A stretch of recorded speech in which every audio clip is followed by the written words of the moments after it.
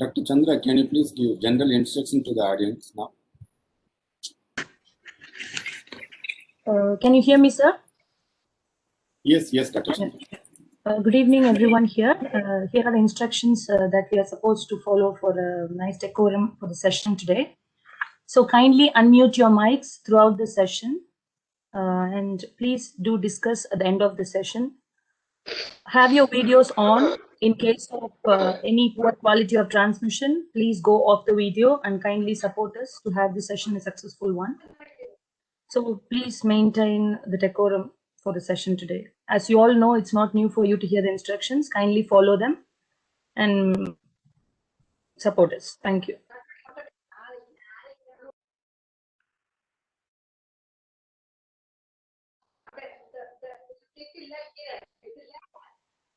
I'm already hearing to some noises. If it is not the host, that's okay, but please.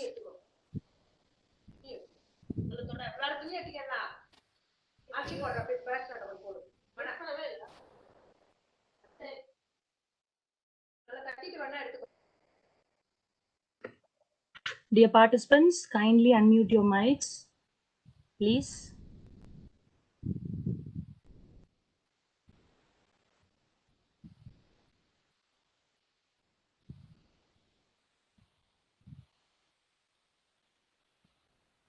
Sir is there, shall we? Yes.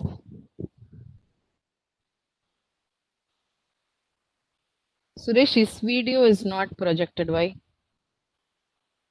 Yes, it is there. Good evening, sir. Good evening, sir. Dear participants, please be patient. You will be guided at every step. So kindly mute your mics and support us. Thank you. Good evening to one and all present here. Really delighted to welcome you all on this 350th session of Mental Health Webinar Series 2020. We have been running this continuously from April 14th, 2020 onwards, every day on this virtual medium. We are welcoming from the Department of Psychology, Madurai American College, Madurai, and Department of Psychology, Madras School of Social Work, and our collaborators, MS Chellamuthu Rehabilitation Trust, Madurai, Red Pond Academy, Psycho-Oncology Association, Turkey. We are really honored to have respected Dr. Irayan IAS. It's our privilege and pleasure to have you here, sir, on this 350th day. We are really happy and delighted to have the additional Chief Secretary, Chief Director Training, and Director Anna Management Center. We welcome you wholeheartedly for this webinar talk on the most fascinating topic on mind management, sir. I am really glad to welcome Principal Dr. Tavamani Christopher, Madurai American College, and Dr. Raja Samuel, Principal, MSSW, our Dean, MSSW, Dr. Subhashini, as well as my entire core team members and my own faculty colleagues and Madurai American College faculty colleagues. And as well as I welcome all the participants who have been supporting right from the April 14th of 2020, following us and also joining us every day. Thank you. Over to you, Chandra.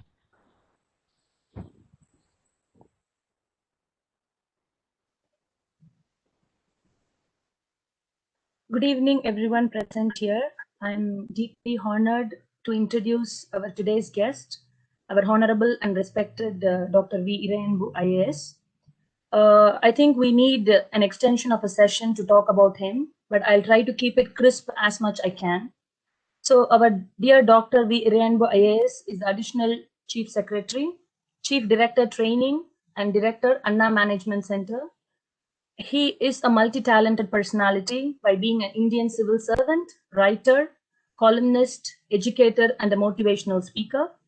He has been mainly focusing on building the lives of youth throughout his career, and he has been very successful in doing it.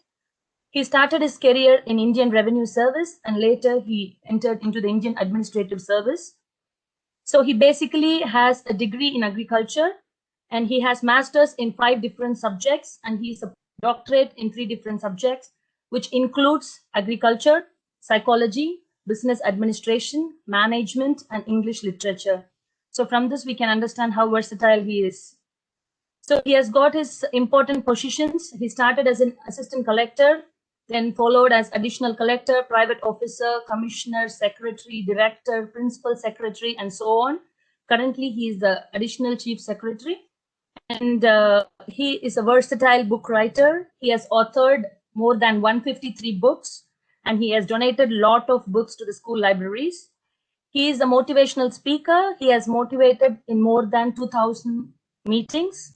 He has also hosted 500 TV shows. He has been an aspiration for upcoming civil servant aspirants, and he has guided many students, and his books has been researched for MPhil and doctorate studies. He has contributed a lot through newspapers, magazines, and mass media. He has donated his prize money towards the underprivileged development. So for his career contribution and also in his literary contribution, he has been awarded with many prestigious awards. The recent one happened in 2018 from Ilakkiya Sindana Amaipu for his book, Moolaikul Sutrula. So he is very renowned for his writing. His genre of writings includes novels, short stories, poetry, metaphors, biographies, scientific correspondences, history, spirituality, literature, and whatnot. So he has got a huge collection of press releases and clippings about his achievements. For more information, you can visit on irayanbu.net. YouTube is loaded and flooded with his motivational speeches. So today we have our inspiring personality. He is known for his simplicity, honesty, kindness, and social responsibility. So we are pleased to have such an inspiring personality with us this evening. Without any further ado, I hand over the session to you, sir. Thank you ever so much for being with us this evening. And now the floor is yours. Thank you. Respected Principal, American College, Madurai. Respected Principal and Dean, Madras School of Social Work. Professors of both the educational institutions, students, and others who watch this program. I am extremely happy to talk on the subject mind management. The question naturally arises whether mind could be managed. Actually, mind manages us, and we cannot manage mind. Mind could only be understood. It could only be understood that it is difficult to understand mind. Mind is beyond our control. There are three misconceptions which have been proved false over a period of time. The first one is the geocentric theory. People believed that Earth is the center of the galaxy. Kepler advocated Earth to be the center of the universe. But later, Copernicus proved that Earth is not the center of the universe, and it is not even the center of the galaxy. Sun is the center of our galaxy, the Milky Way. Later it was vouched by Galileo. He accepted with the idea of Copernicus, and we can find references in literature where even the great bards like Shakespeare criticizing Copernicus. Widely believed that Earth to be the center of the universe, when Galileo made the statement that Copernicus was right, he was condemned. But later, the world realized that Sun is the center of the galaxy. Even in our language, still we have the obsolete usage called sunrise and sunset. The sun never rises or sun never sets. Actually, we wake up in the morning and we find the sun there. The sun never sets or rises. The second important concept which was proved false is that man is the center of the creation. People believed that all the creations were made for the use of man, and man occupies the center stage. Man is the prime part of this universe, and all the plants and animals have been created for his use. This concept was proved false by the evolution theory advocated by Charles Darwin.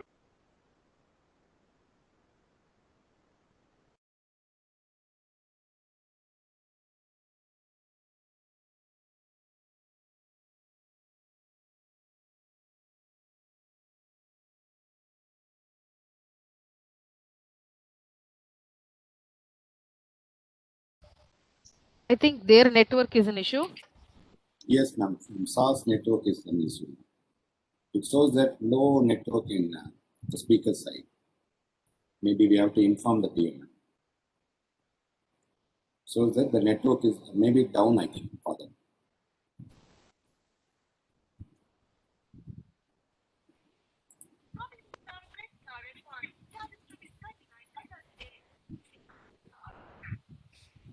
Sir, the network issue ஏதோ வந்ததுல்ல? Suresh sir, I think sir's mic is locked. Can you please unmute it? Sir, mic is unmuted. Unmuted only. But I can see the lock. Oh, it is open. See, Dr. Irian sir is open. And it's saying that there is an indication for me. It is saying that speaker's bandwidth is very low.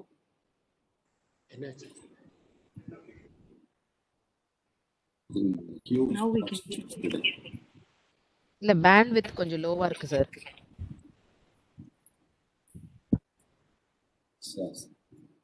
Now it is clear, ma'am. Star side. Now it is clear. Ma'am, I think he has come on another device maybe.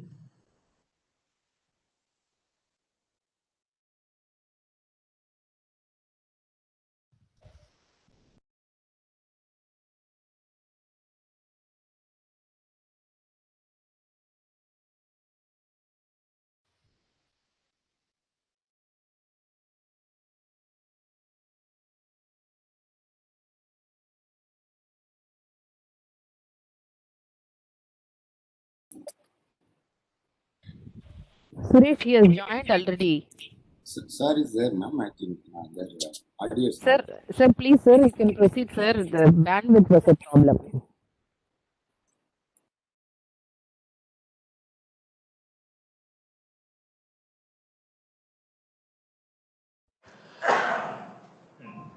Initially, I told that there are three misconceptions that prevailed in the earlier part of our life. The first one was the concept that Earth is the center of the galaxy. The second one was that man is the center of creation. And the third one is that mind is under the control of human beings. Later, all these conceptions were proved false. Sigmund Freud came with the concept of conscious, preconscious, and unconscious mind. Now, what is the difference between brain and mind? That's a question that is to be asked and answered. Whether we can actually manage mind or whether mind manages us. Whether we have any control over the mind or whether the functioning of the mind controls our behavior, thoughts, actions, feelings, and emotions. This is very, very important because today a lot of research happens in the field of mind management and mind control. On the other hand, we should also understand something about the brain because the brain and mind are not the same, but the mind has got the functioning in the brain. When you have a problem in the mind, you treat the brain. Mind is not separate, but unfortunately, even great philosophers like Aristotle, who had enormous knowledge, who had so much of profound idea on so many things on nature, propounded that heart is the center of thoughts and brain is just a mechanism to cool the body. Even a person like Aristotle made the mistake thinking that heart is responsible for the thinking process and the thought process. But later, Galen told that heart is not responsible for thought process, but brain is responsible for the thought process. In fact, when we understand the evolution of the human brain, it is so interesting. 60 lakh years ago, two branches developed. One became the ancestors for chimpanzees and another became the ancestor for human beings. We must be surprised to know that we have 98.4% of the DNA common with chimpanzees. Chimpanzees are closely related to human beings than orangutans or baboons or gorillas for that matter. When we consider the brain size of the human beings vis-a-vis the other apes, it is quite intriguing because the human beings have got a larger brain. A chimpanzee has got only 400 grams of brain, whereas a human being has got 1400 grams of brain. And this huge size of the brain is responsible for the intelligence of human beings. The human beings were able to advance in so many spheres by virtue of this huge brain. When we compare the body size vis-a-vis the brain size, it becomes very important. The brain size alone is not important, but at the same time, the size of the brain also makes a difference. For example, in chimpanzees, you have 1:150 is the ratio of the weight of the brain to that of the body. In gorillas, 1:500.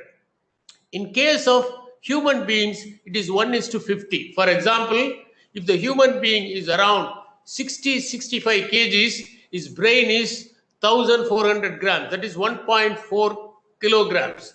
When you see the weight of the brain compared to the body size, the human beings have got the ratio more, and that makes the difference. Whereas in the common monkey, it is 1:17.5.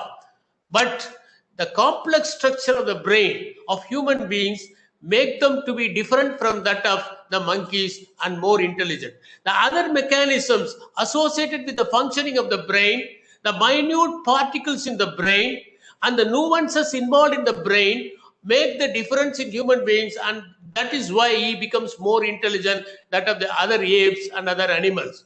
In the case of elephant, the size of the brain is 4 to 5 kgs.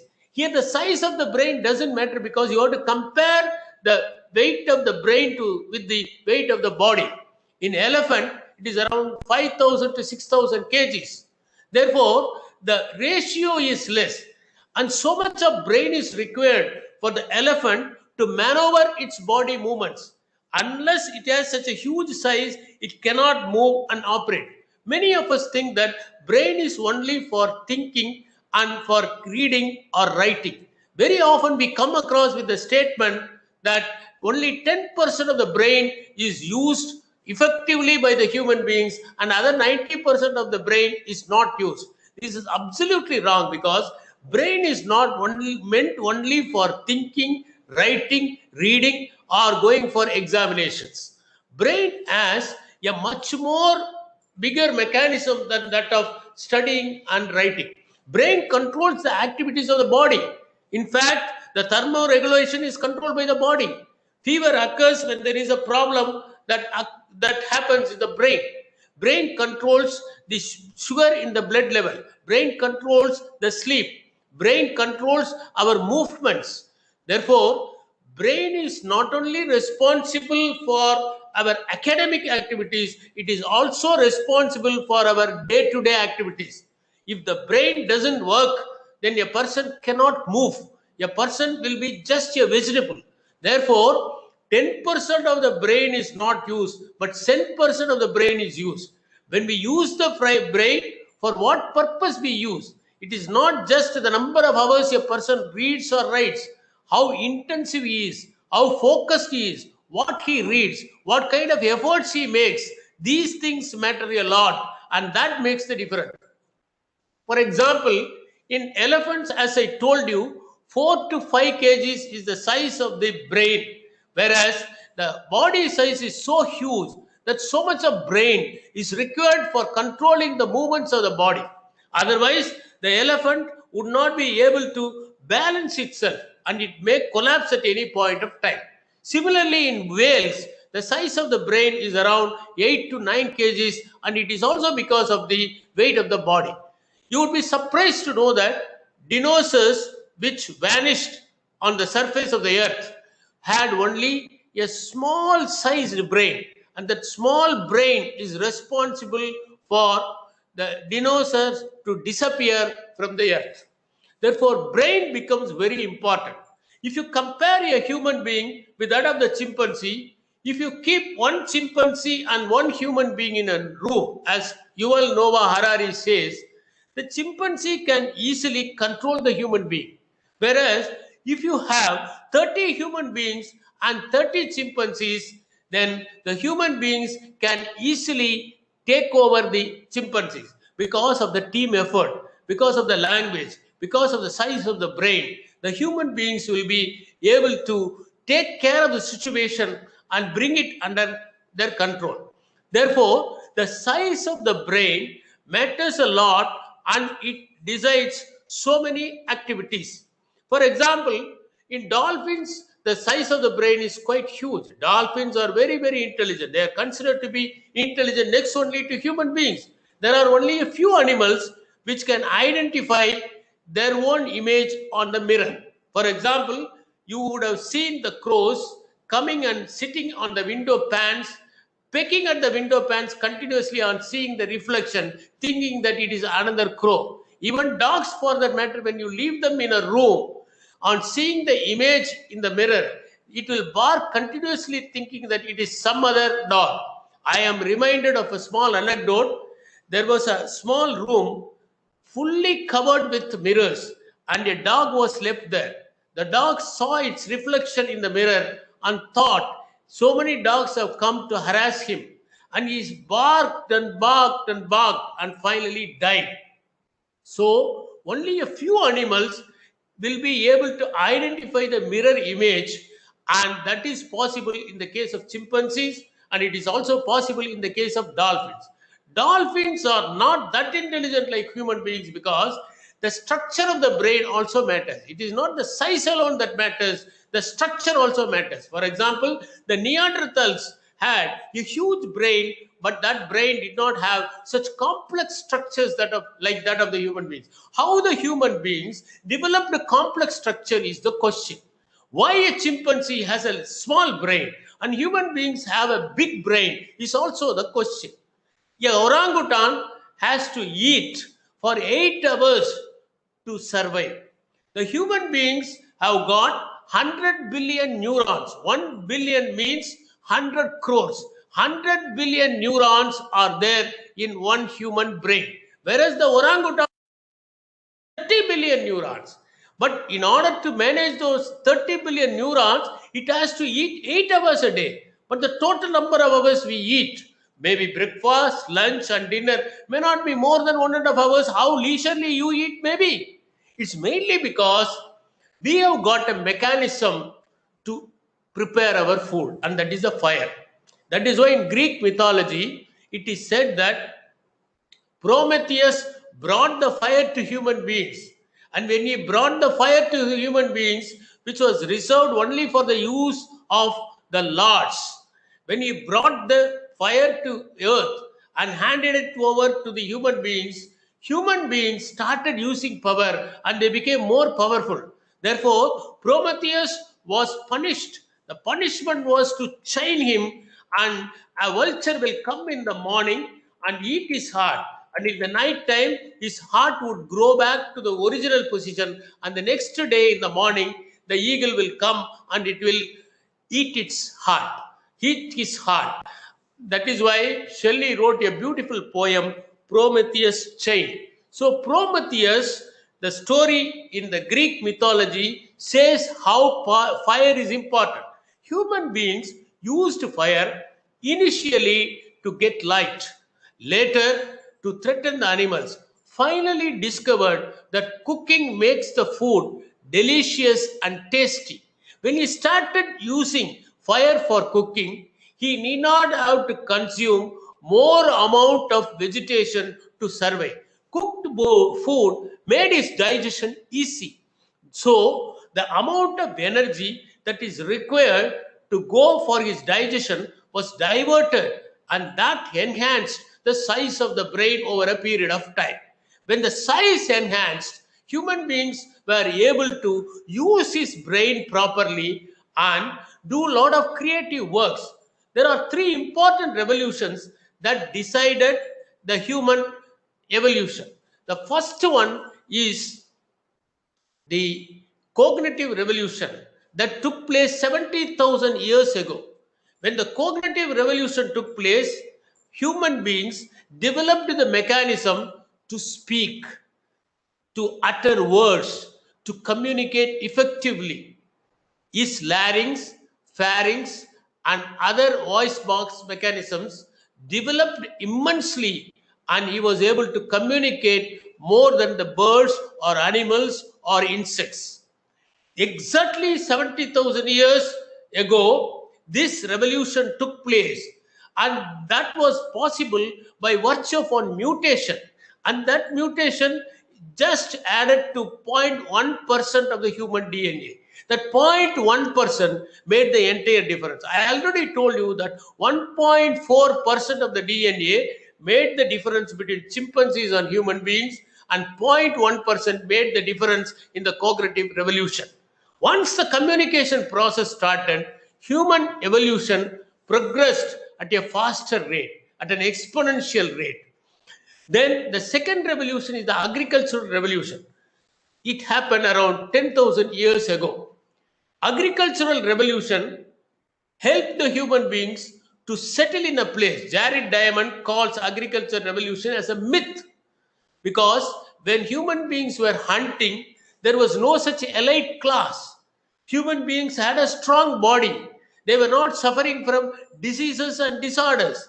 When they started practicing agriculture, the elite class appeared. Diseases and disorders occurred. So he calls agricultural revolution a myth, but at the same time he says if someone is asked to go back to his original position, he would not be willing to do, because agricultural revolution has provided us a lot of comforts. Food materials were available. They could be stored.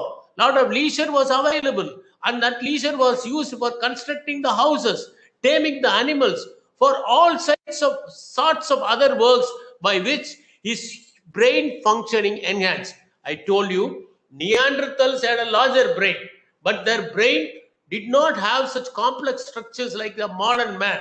The difference is that the Neanderthals were not doing so much of work like the modern man.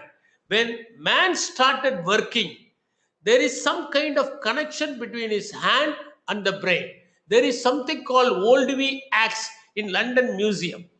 Engels has written a beautiful book, The Role of Labor in the Evolution of Human Beings from Chimpanzees. In that book, he has mentioned that work was primarily responsible for human beings to have a large brain. When they started working, the minute structures in the brain also started developing, and that led to his brain becoming much more powerful.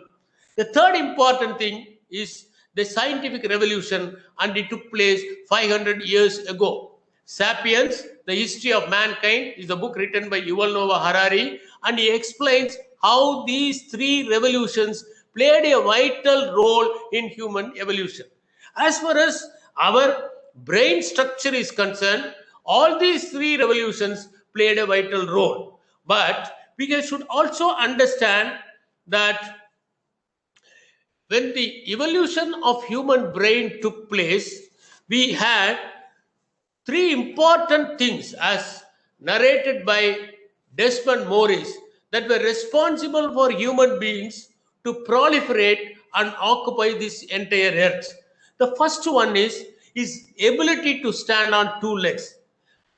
There are many animals which can stand on two legs for a short period of time.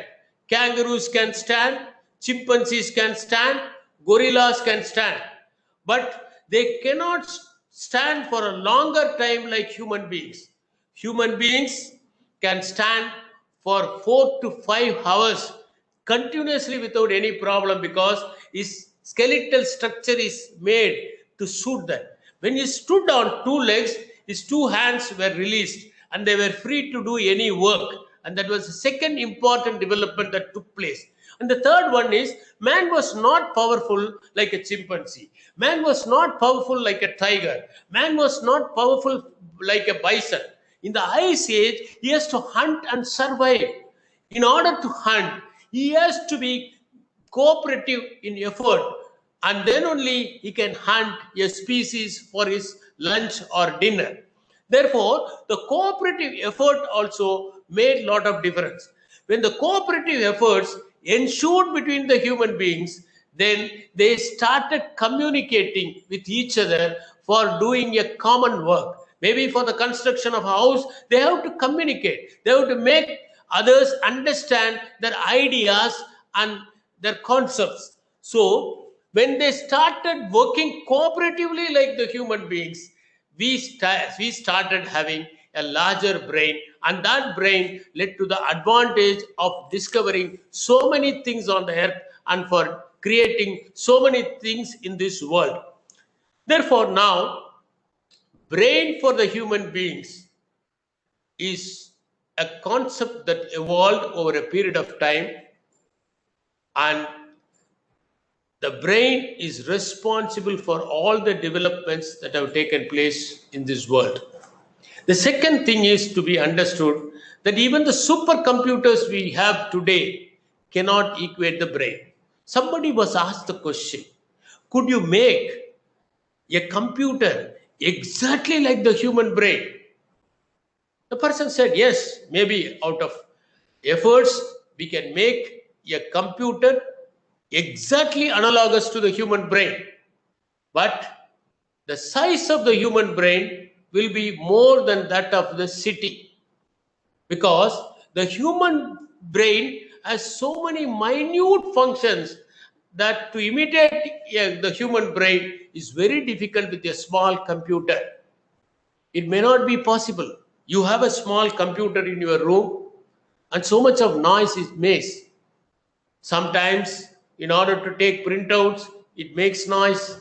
When the internet is functioning, it makes noise. But the human brain functions silently without any noise, and that is the difference between a computer and the human brain. Now, the concept of mind and the concept of brain. What is the difference between mind and the brain? Very often, we think that brain is analogous to mind. Mind is totally a different phenomenon compared to the brain. We are born with the brain. Everybody is born with the same kind of brain. The weight may differ, but the same kind of mechanisms. You have the cerebrum, cerebellum, medulla oblongata, then spinal cord. The same structure of the brain is prevalent in 90% of the human beings. The size may differ because men have a larger brain, 1378 grams of brain, average size of the men brain. 1248 grams is the average size of the brain of the brain of the woman is less in size compared to that of the men. But it doesn't make any difference. Both the women and men have the same number of neurons, 100 billion neurons. But in the case of women, it is tightly packed. And in the case of men, it is loosely packed.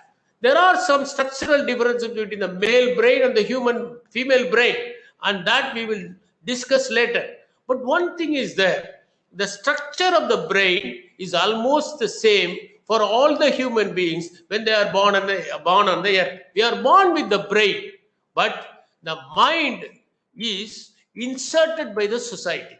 The society inserts the mind by virtue of condition. You don't have a vegetarian brain. You don't have an atheist brain. You don't have an agnostic brain. You don't have anything like a person who doesn't believe, a brain that doesn't believe in existence. Whereas you have an atheist mind. You have a vegetarian mind. You have an agnostic mind. You have a socialist mind. You have a capitalist mind. And this mind is inserted by the society by virtue of conditioning. They very often say the term vegetarians and non-vegetarians. Does it mean that non-vegetarians do not take vegetarian food? They consume vegetarian food also.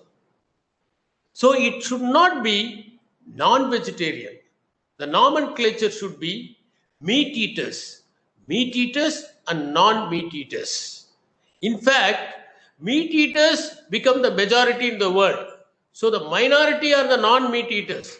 Therefore, it is better to call them as meaters and non-vegetarian meaters rather than calling them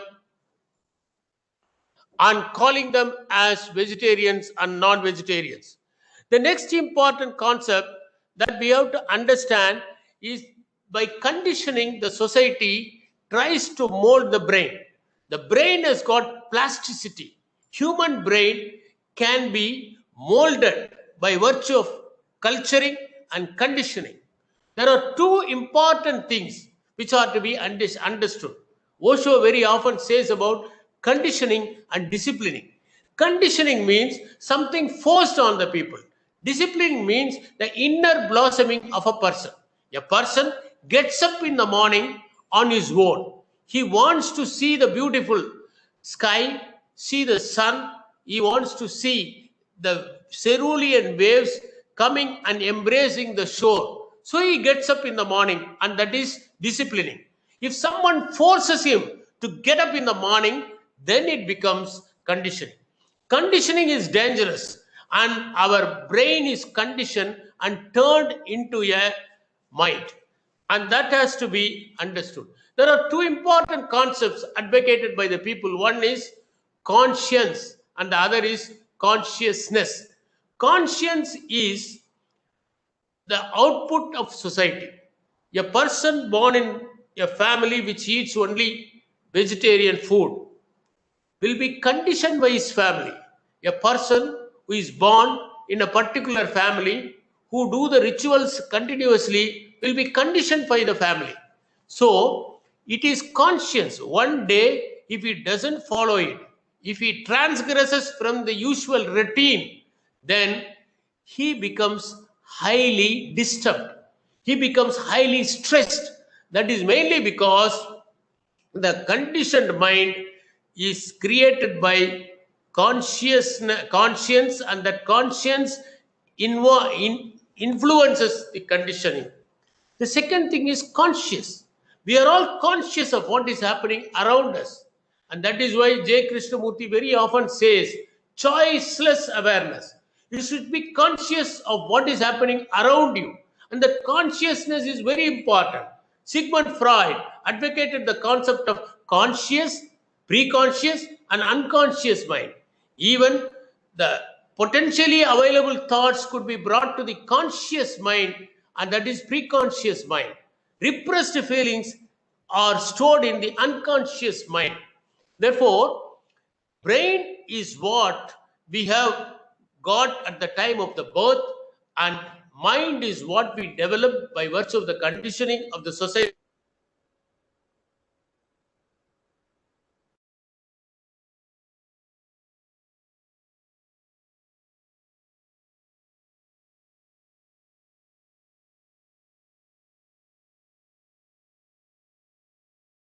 Robert Sapolsky has written two beautiful books. One is Why Zebras Do Not Have Ulcers.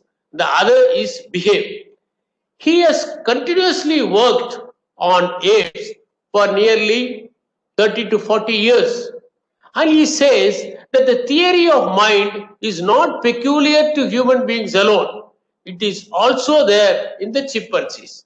Theory of mind means you think that you know something, or you think that your thought process cannot be understood by others.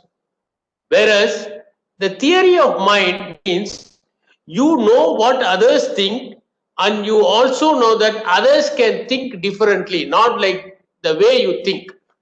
They did an experiment. Two chimpanzees were separated by a glass wall, and one of them was a weaker one, and the other one is a stronger one. When they were separated by a glass wall, and when the weaker one was provided with a banana, the weaker one did not grab the banana and eat, because it knew that when it comes out of the cubicle, the bigger chimpanzee will definitely harm him for eating the banana without sharing with him.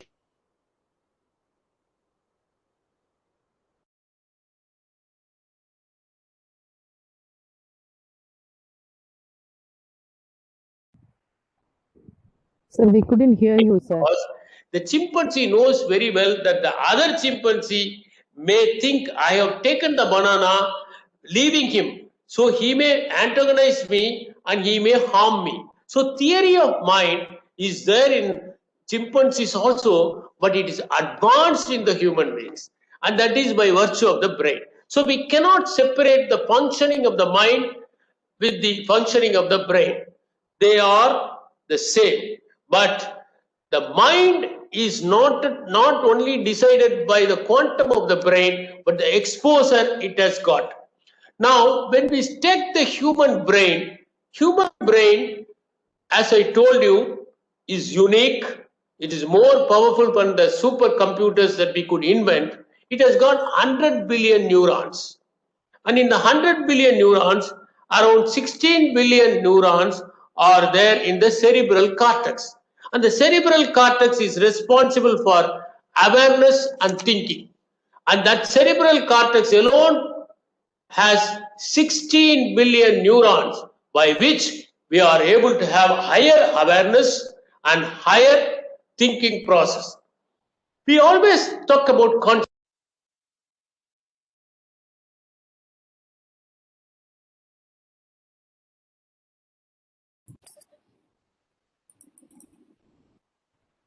Sir, audio is not there. Just mute it.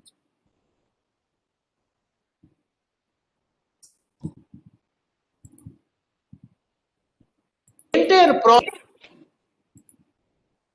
survives by virtue of the consciousness, and consciousness is enhanced by awareness. So the cerebral cortex alone has got 16 billion neurons.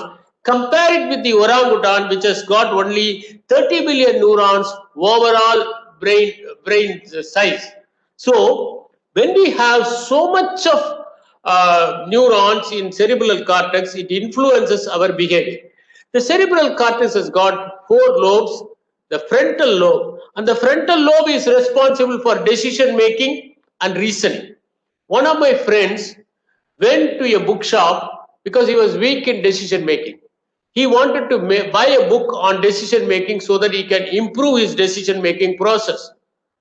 He came out after 2 hours without buying a book. I asked him what happened. He said, I went to the shop to buy a book. There were so many books available and I didn't know which book to buy. He was not able to decide which book to buy on decision making. So decision making is poor means their frontal lobe is not very functional. The second one is temporal lobe. Temporal lobe is responsible for sensory information. You can see some people moving in the market, colliding with everybody, dashing without everybody, without expressing any regret. For these people, the temporal lobe is weak. They do not have the sensory perception. The third one is the parietal lobe. It is responsible for speech and memory. When the parietal lobe has any problem, the speech gets delayed. Memory also gets affected. The occipital portion, that is on the hind side of the head, is to integrate the information and understand. Sometimes you give 4 or 5 pictures and ask the child to assemble and tell a story. A few children will be very proficient in telling a story out of it because their occipital lobe is very strong. Our brain structure is unique because it can produce 23 watts of electricity. Now we have heard about theft of ideas, but sometimes theft of brain also takes place. There was a person called Harvey. and that Harvey was responsible for stealing the brain of Einstein. He sliced it into 240 pieces. He was a professor in Princeton University. He got the brain for researching, but he took the brain along with him. Later, they found out that the brain of Einstein was not that big. It was only 1,230 grams. But the Sylvian fissure was not there.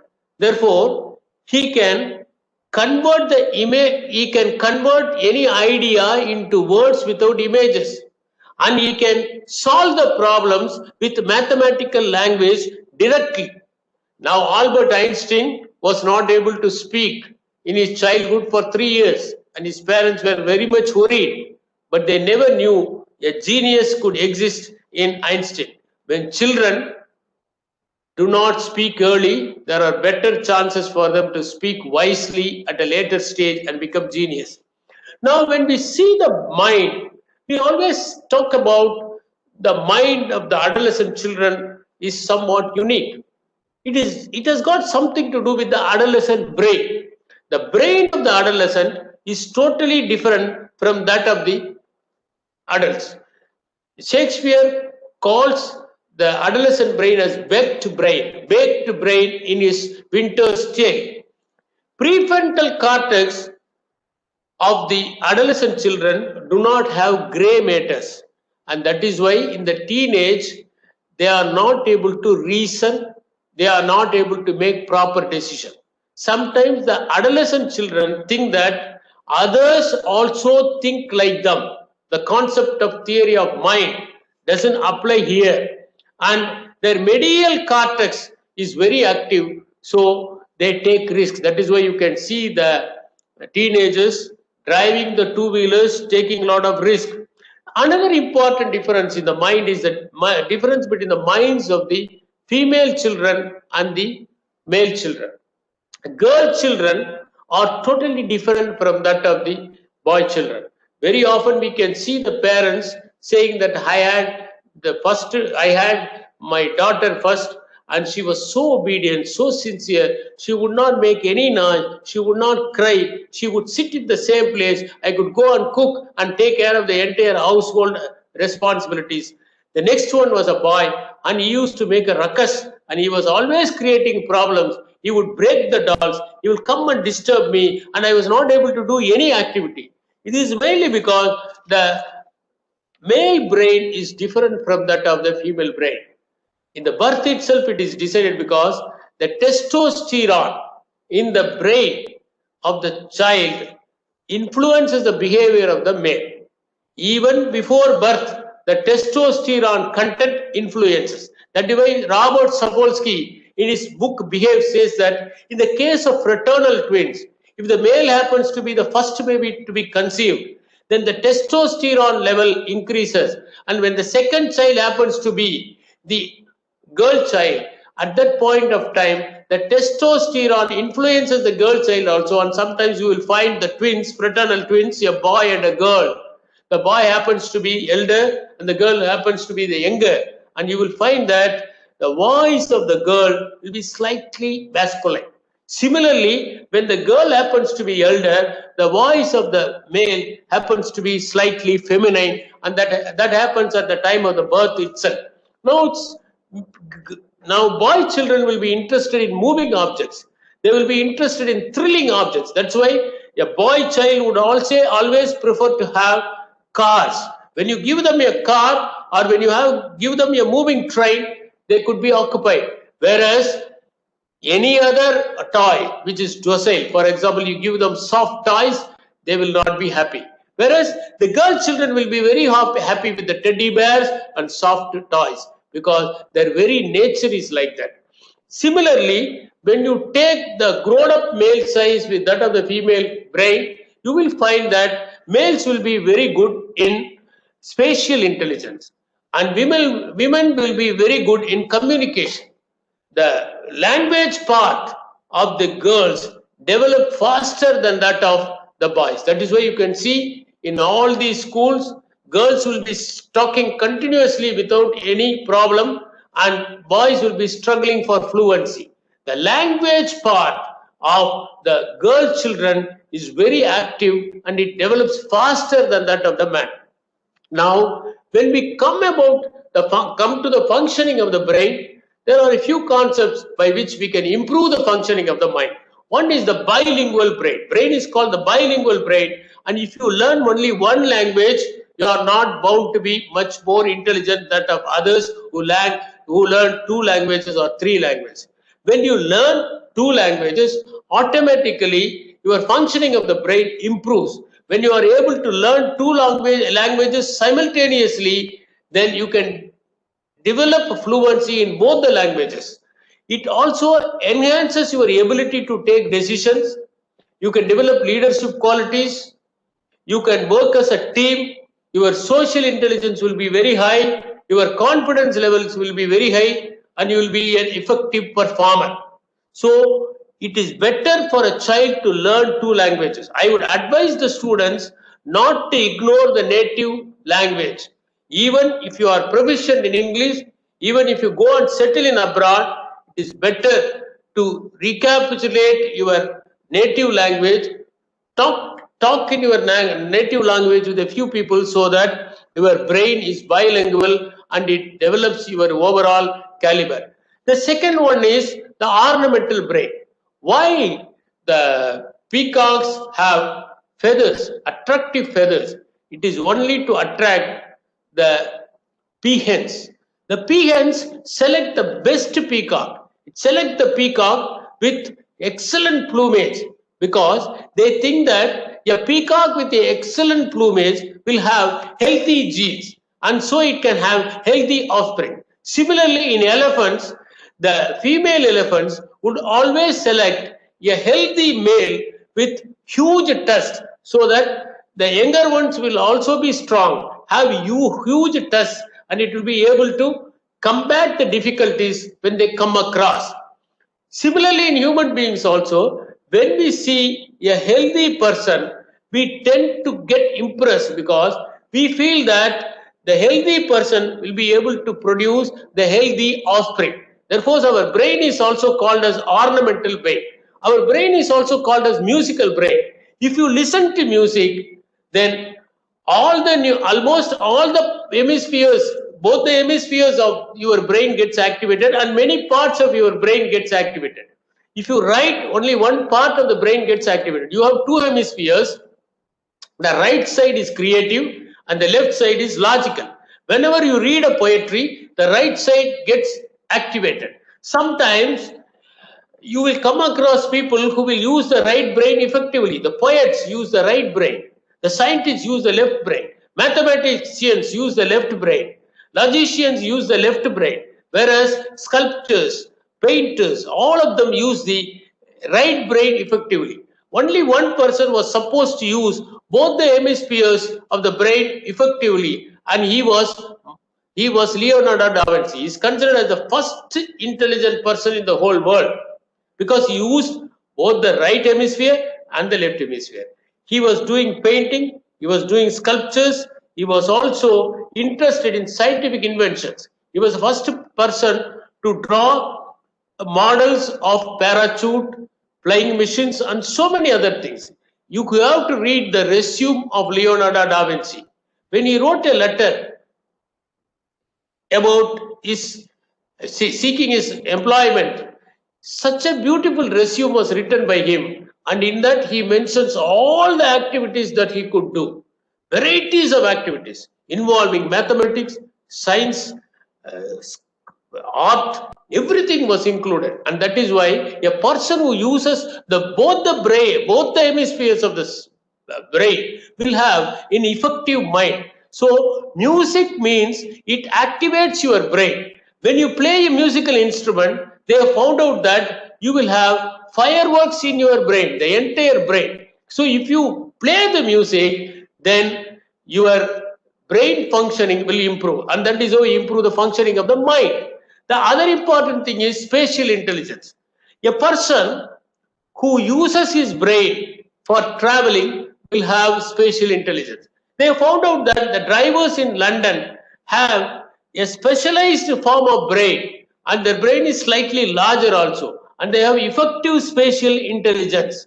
The spatial intelligence comes by virtue of the plasticity of the brain. As I told you earlier, brain can be molded. It is not a static concept. That is why Ken Robbins says intelligence is not static. It is dynamic, divergent, and distinct.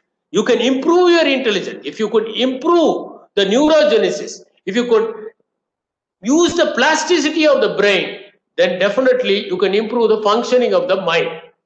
Therefore, neurogenesis is possible even in the old age. Earlier, people believed that with the aging process, some neurons in the brain will be dead and they will not be replaced. But recently, they have found out that neurogenesis is possible, and by virtue of effective food and exercises, you can improve the neurogenesis of the brain.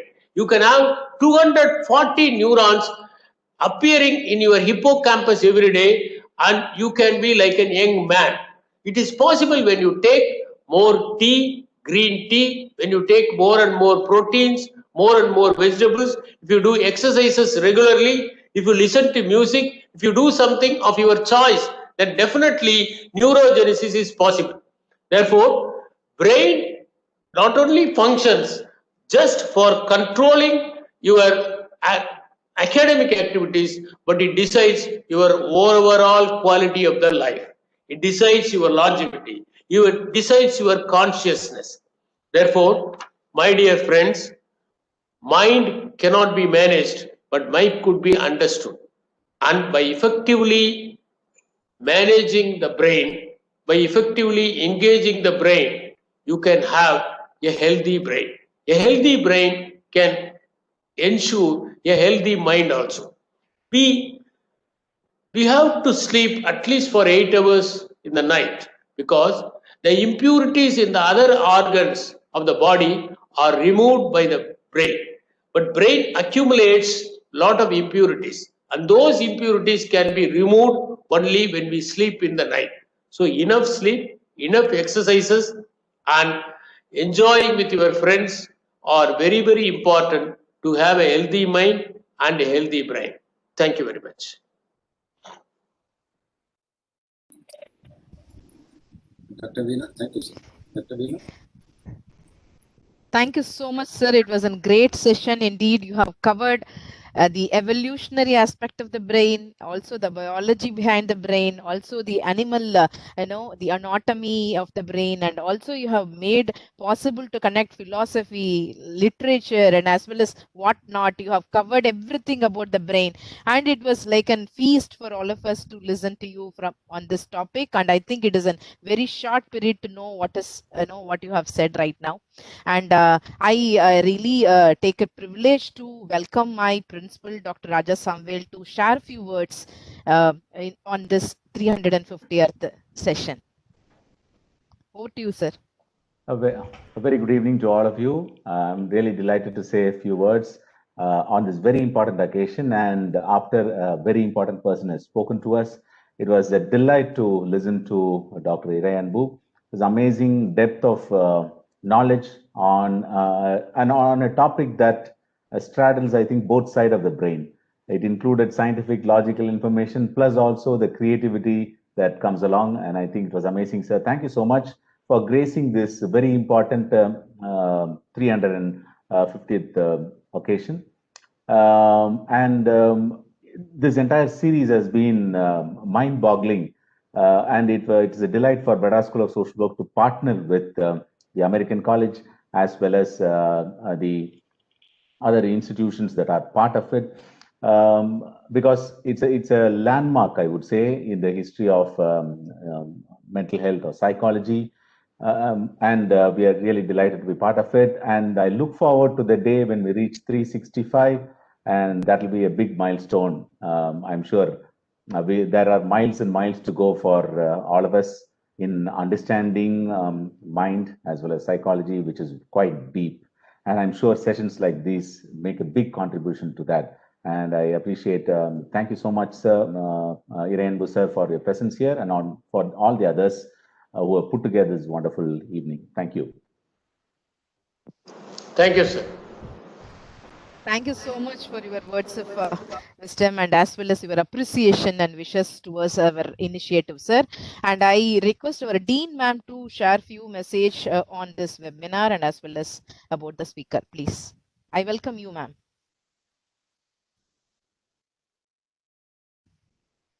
Dr. Subhashni.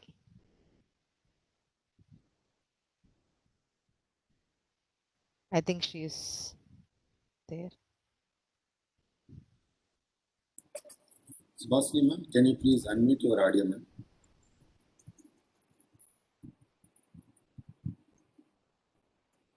Yes. Yeah. Yes, ma'am. Yes, a very good evening to everybody present here. It's the 350th webinar session that we heard, and we had a wonderful speaker, a very well-known, renowned person. Of course, I should start with probably the organizers itself, a very young, dynamic group that started this initiative of the webinar series, and 350 is no small number. Of course, we should progress further. It was very innovative in the sense that you rose up to the situation of COVID and help people during trying situations by a number of series on sessions on mental health issues. So that itself was something very informative and timely that was very much required. Of course, we had speakers from all over Tamil Nadu, then from all over India, I should say, and of course from other countries also, to make it interesting, to make it more international. You had speakers from all kind of various areas of the earth.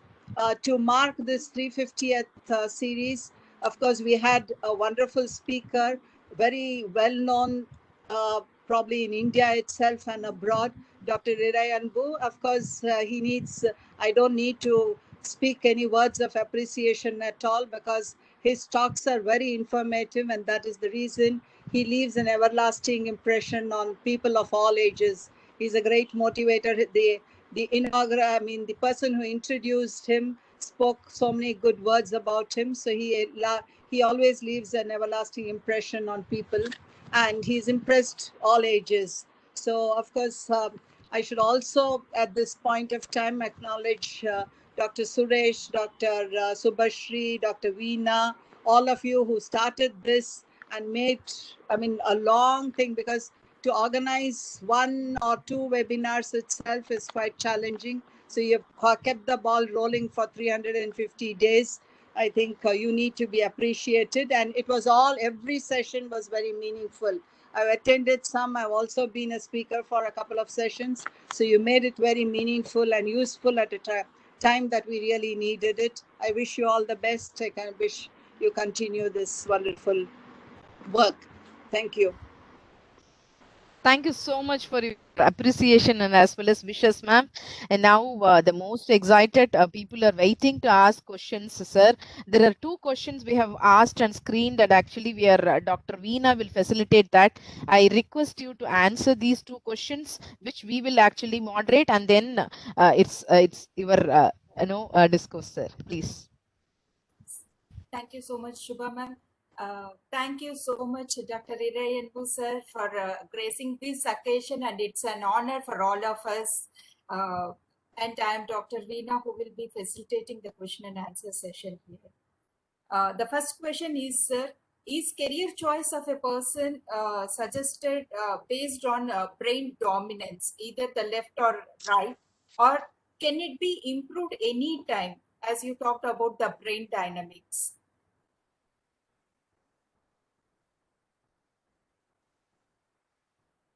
The neuroplasticity of the brain has been discovered recently. Earlier, people were of the opinion that the neurons in the brain die in the aging process and they cannot regenerate. Now, with the invention of the powerful instruments, they are able to find out that neurogenesis is possible in the brain. Second thing is, as I told earlier, plasticity of the brain has also been discovered. The activity that we perform shapes the brain. If somebody continuously does instrumental music, then his brain will be shaped accordingly. That is why Robert Greene, in his beautiful book Mastery, talks about mastery that was possible for all eminent people on the earth by virtue of their hard work.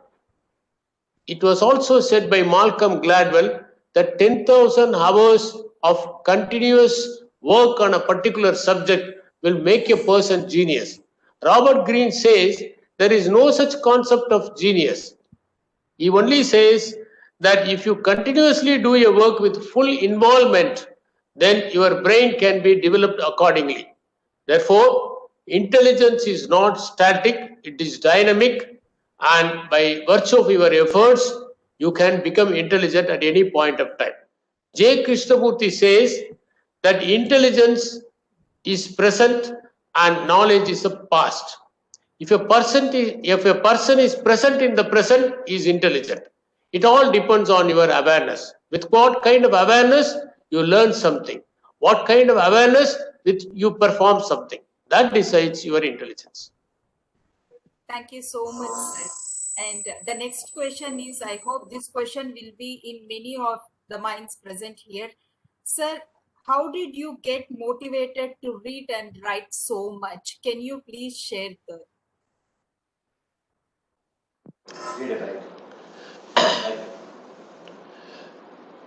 Right from my childhood, we were exposed to read a lot of books. My home environment was conducive for reading, and we used to share what we have read with our siblings.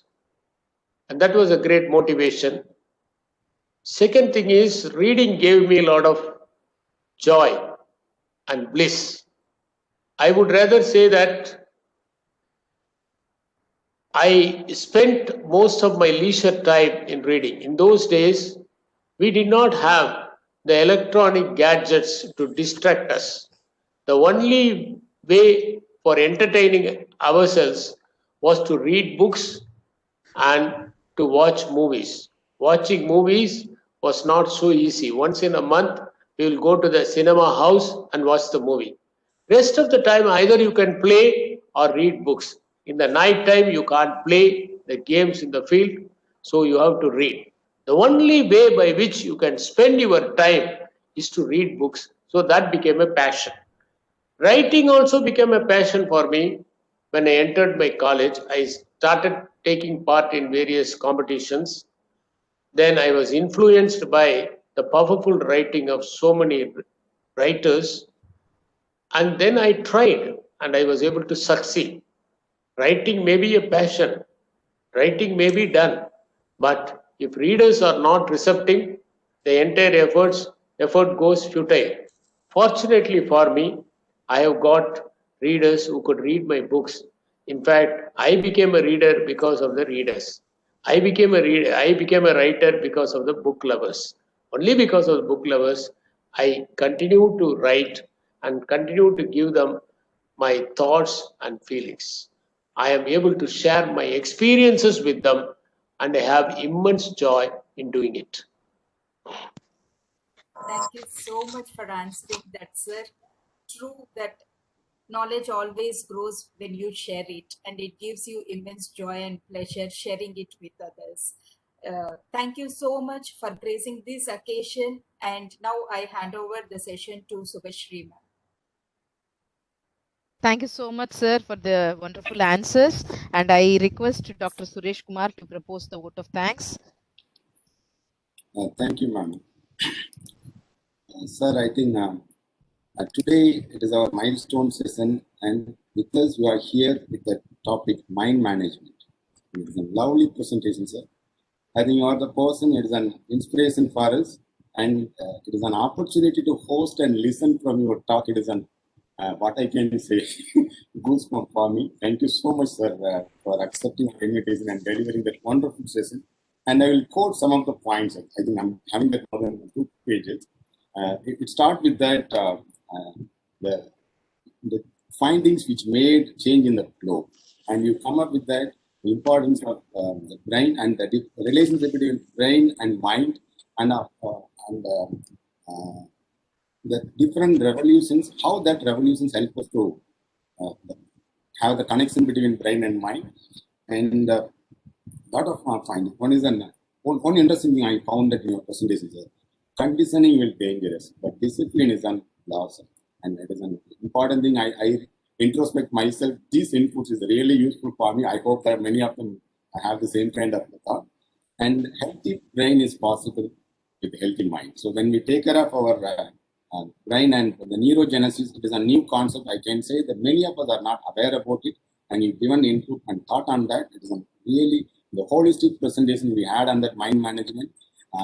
On behalf of the Department of Psychology and the core team members, I render my heartfelt gratitude to you, sir, for today's wonderful presentation. And also thank the principals, sir, for delivering the greeting, and the Dean, ma'am, Dr. Subhashini, ma'am, and my core team members. And they are traveling with me from that April 14th. So we started this program without any idea. So when the lockdown was announced, we thought of creating awareness. That is our basic idea. When I was invited, Dr. Subhashri was the first speaker for our webinar series. And I think I can say that no one said no to us. And all the 350 members and 15 countries and almost 17 states in India and 15 other than India, they participated and they given their experience to us, and they made to create an awareness in the field of mental health. And now we are switching over to that mental health to personal and social development. And all your blessings, and we are here in 350 sessions. We hope we will reach some other milestone with all your blessings. And I take this opportunity to thank my core team members, Dr. Subhasri, Dr. Veena, Dr. Chandra, Mr. Krishnan, Miss Ananya Lakshmi, Miss Akshay Lakshmi, Mr. Veera, and Dr. Salim Akbar, and Miss Bharati. I hope I given all the team members. Without these support, we cannot be able to complete here. And I also thank my management and the students. Whenever we had a session, and they are very curious to attend the sessions, even though they had an online session from morning to evening, and 6:30 they will be here, sir. They want to learn new things. And I thank all my students, all the regular participants, and some of the supporters. I really record my sincere gratitude to each one of you for being here and support us. Thank you all. Thank you so much. Thank you.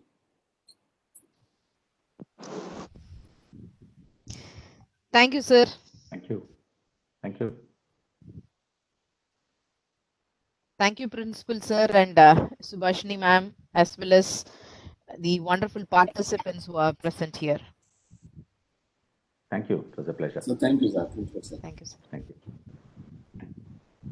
Thank you, team. And we will meet tomorrow with another session, 351st session. Thank you. We will begin the first session. And those who are not aware about it, the same link we are using for all the webinar sessions, and you can join with the same link, 6:30 to 7:30. The different topic, different resource persons. And if you come to know that some of the experts, you can refer. Thank you all. Thank you so much. We will be in another session. Yeah, are you sharing the phone number of Iray Anbu? No, sir. I think. So it is not possible to share. Probably you can mail. Mail him, sir. Okay. Mail him. Okay. Can you share the email ID, sir? Yes, sir. Yes, Yes, yes, sure. Sure. Thank you. Thank you. Yeah, thank you. Excellent session. Thanks for all your efforts, please. Thank you so much. Thank you all. Thank you. Thank you. Thank you. Bye-bye.